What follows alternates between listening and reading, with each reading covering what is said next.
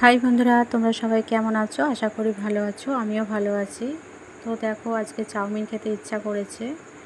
একটা বড় সাইজের আলু, একটা বড় সাইজের পেঁয়াজ, দুটো ডিম আর চাউমিন নিয়ে চলে এলাম রান্নাঘরে রান্না করতে। তারপরে চাউমিনগুলোকে গরম জল করে সিদ্ধ করতে দিলাম। সিদ্ধ হয়ে গেছে, একটা জায়গায় ঢেলে দিয়ে ঠান্ডা জলে ভালো করে ধুয়ে নিলাম। তারপরে তেল, লঙ্কা, পাঁচফোড়ন দিয়ে আলুগুলোকে একটু ভেজে নিচ্ছি। একটু ভাজা হয়ে গেলে তার মধ্যে দিয়ে দেব পেঁয়াজগুলো দেখো লাল লাল হয়ে গেছে। তারপরে ওর মধ্যে দুটো ডিম ভেঙে দিয়ে দিয়েছি।